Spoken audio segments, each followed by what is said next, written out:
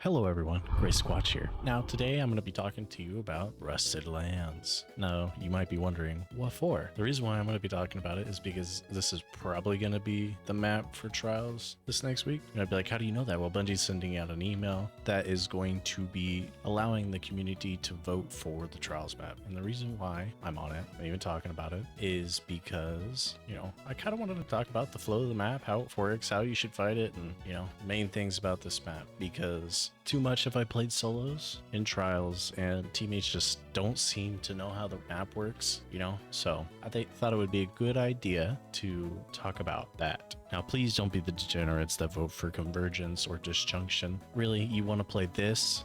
No, God!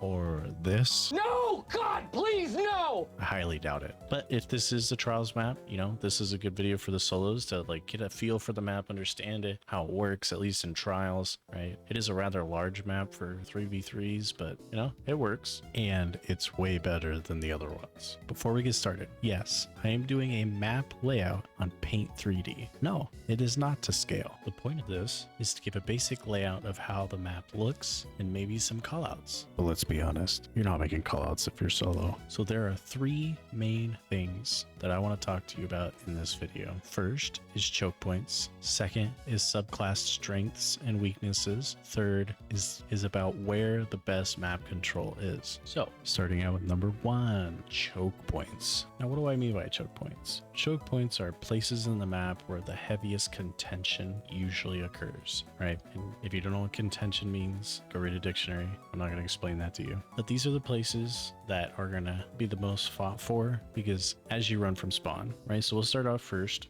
explaining where the spawns are in Trials and Comp, right? They apply to the same thing. So you see these IS here, here, and here. They're both spawn points for Rusted Lands for both sides. Here are the Rusted Land spawns in game. So here you have the first spawn point on this side of the map. Here you have second spawn point. Where do you think a majority of the fights and choke points occur?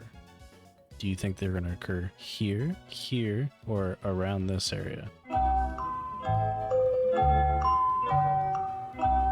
Well, if you guessed here, you're probably correct in 90% of the games that I've ever played, right? Because I don't know what it is about most solos. They like to jump up on this truck and jump up on this tank here and have a immediate sniper war. Somebody loses and there goes the round, right? Because somebody's got either stuck rezzing them or playing without them. And as you know in Destiny, if you're a man down, probably gonna lose. So, this here is generally the main choke point. Here is the choke. It's good to control this choke point, but I would advise not even attempting to unless you can control this side of the map. But honestly, coming up here and taking control of this side is probably more beneficial, but that's not what we're here to talk about yet, right? So you got this initial choke point. This is the one you're gonna, everybody's gonna be looking at off of spawn. So number one right here in the blue. Now we're gonna go change to red. Now this is a potential choke point. Here is choke point 2. And heavy ammo from both sides. But honestly, you only head down here if you're trying to quick flank up here or down here. Most of the time you avoid it unless you're getting heavy, but really I'd highly advise against going down here because it's just a death trap, right? As soon as you get in here, right, people can shoot you from both directions and there's nowhere to go. You can't go left, you can't go right, you're stuck in a tunnel. They don't even have to shoot you, they just spam you with abilities until you die. So this is number 2 and it's in red because this is a no-go. Don't go here unless it's absolutely necessary. And then our third and final choke point is a rather large one and we will do it in bright green, right, which is this area right here. Here is choke point 3 from both sides.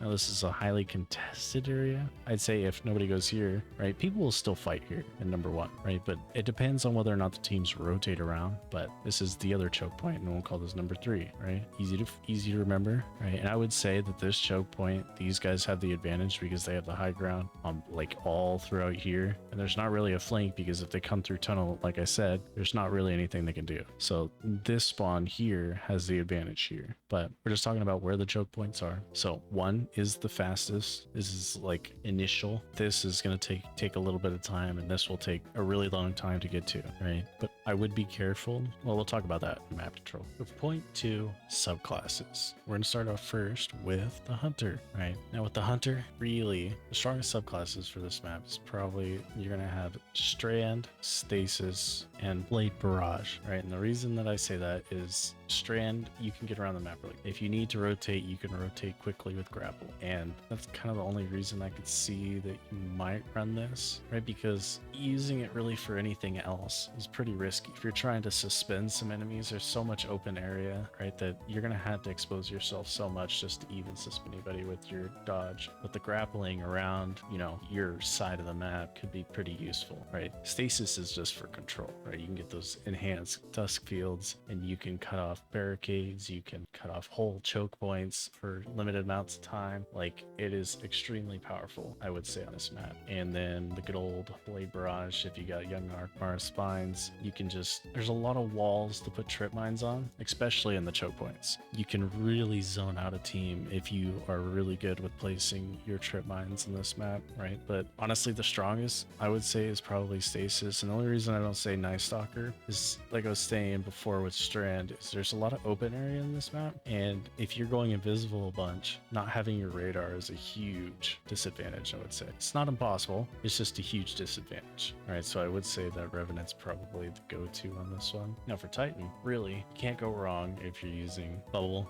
Titan or Thunder Crash Arc Titan, right? They're just so strong. Your barricades are so strong, they have so much utility. You can block out choke points, your lightning nades on Striker are insane, right? You can, just like young Arkmar spines, you know somebody's behind a wall, you can place it on the wall and it just hits them for a butt ton of damage. There's anybody else in the air, they're getting jolted as well, right? Plus with knockout, giving you free damage boosts and whatnot, it's so strong. It's strong on any map. This is probably the strongest subclass in the game, right? And then Void Titan's really strong because of overshields and barricades, right? There might be a play for Berserker with suspend, but it's pretty risky. I wouldn't risk it. In solar, you don't get your super quick enough, right? Even in the games that you would go all the way, you would never get your super, and that goes the same with Behemoth, unless you're spec'd completely into intellect, which most people aren't. So 2 for Titan, I would say Arc or Void. Now for Warlock, the thing about Warlocks, most of the subclasses are actually pretty strong, but the strongest is definitely Arc. No, I'm just playing. Strand is good if you do like a, what are they called? Threadling build. If you do a nice threadling build and you're just spamming threadlings, it can be quite annoying, right? Especially if somebody's trying to push, because then they have to worry about those things hitting them and making them weak before they even engage in the fight. Void, because you got Void Soul, pop your Rift, and you get a free thing that tracks pretty much anywhere in the map and kind of zones off an area. Your grenades are really strong. You have a lot of exotics that you can use to benefit it. You got Arc, which you got the slide to win. Melee, which is really good, but other than that, it's probably the weakest of the bunch. Obviously Shadebinder, strongest super in the game. You can throw freeze turrets, you just use the Osmonancy gloves and you just freeze the crap out of people. It's so strong. I'm surprised I don't see people use it more, probably because it does take a little bit of intellectual skill to actually use it well. Anybody can spam the cold snap nades, but to actually take advantage of it requires somebody to actually be paying attention. And then you got Dawnblade. The movement on Dawnblade is just unparalleled. It's so strong. Well is charged so quick, especially in trials. It's probably one of the supers that people get first, and it's just so strong. Really, nothing really competes with it. So really, Warlock have a good plethora of supers and subclasses that they can choose from over the other classes. I think that they probably have the most benefit on this map. So our third and final point is map control. So many players don't understand what it means for map control, and this really applies to any FPS shooter, because really having map control, you really raise the advantage for your team by taking powerful positions, and this really goes over a lot of players' minds, but having good positions will win you more games than mechanical skill. Map control, right, is high grounds, just noting where they are, and we're going to do this in orange. You got high ground here, high ground, got high ground here, high ground, you got high ground here, high ground,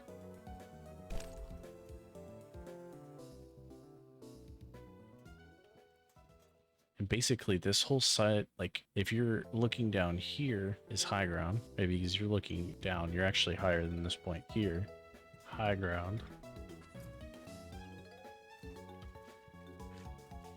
This is technically high ground in here. I mean, it's kind of closed off. This is the only open area. High ground. Right, and this is high ground here. High ground. And here, high ground. So those are all the areas of high ground. And the only reason I am speaking on high ground is because high ground is always important to know where it is. Right, I guess you got high ground here too. And high ground. It's over, Anakin! I have the high ground! But like I said, it's always important to know where the high grounds are, because the strongest positions on maps are high grounds, right? And I can kind of explain that to you in this little thing. So how high ground works, right? This is gonna be a pretty crappy drawing, but I think it's important, right? So this is your high ground. This is you on your high ground with your gun. So you got a hand cannon. Doesn't matter what gun you have, right? And this is the enemy down here. They're using a glaive because they're a weirdo, but whatever. It doesn't matter, they're with it, right? See, you have line of sight on him, right? And you move a couple inches forward, you can see his whole body, right? The more you move forward, I mean, he could see more of you, but like at this point, what is the only thing he can see? Your head. Now in Destiny, that could be bad, right? Because if he's got a sniper, he could just headshot you because that's the only thing you can see. And aim assist is off, or not awful, but it attributes to like 65% of all kills in the game is aim assist. But the point being is less of you is exposed to him than he is to you, right? Because say you get closer to this edge, right? Even if you get closer, right? Less of you is still exposed to him, and he starts looking at you. What do? You go backwards, right? What is he going to do if you go back? You have cover and he doesn't. Now he's gonna be forced to jump at you, right? And that's a pretty risky move, but this is Destiny, so people are willing to make it. But in that scenario, you have the advantage. So if someone has to jump to your high ground, usually you have the advantage. You underestimate my power! Don't try it!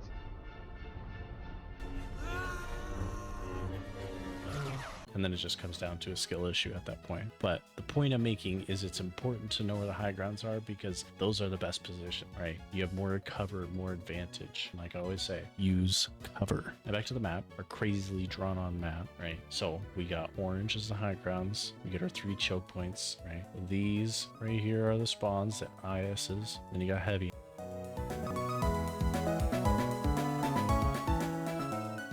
So the finishing thoughts on map control, right? The reason I only talked about high grounds is because high grounds are the strongest map control you can have, right? So what is the strongest position on this map? Probably holding up here at the top, right? Holding up here, somewhere over here, see? Because you have lines of sight all the way down here. You can hold this side, right? Not trying to go over here, because I think point spawns right there, or yeah, spawns right there. So you really don't have to venture to this side of the map, and this spawn has the advantage, right? If you spawn over here, unfortunately you have to make the hard track go here to this side of the map, and then you kind of are vying for this position, right? This position right here, because you gain the advantage. So, you know, if this enemy decides to come up here and hold this, right, you'd probably want to push from down here, because coming through this choke while they're holding this angle is rough, to say the least. And if they're down here and you get here quick enough, right, you can kind of force them to stay down there. And it's really subjective, right? That's why I just wanted to establish like where the high grounds are and where people most likely will be playing. point, right? They might be here. Unlikely that they'll be here. They might be here, here, here, maybe not here because they know they can get sniped from over there. But it's just really comes down to knowing the map and knowing where people could be, right? And high ground's the most likely place. Nobody's going to be venturing out in the open unless they're plebs, but you know, lots of people are plebs. But I want to thank you for hanging out with me through this video, and if you liked it, go ahead and hit subscribe and like and hit that notification bell so you can see next time I upload, and I thank you for your time.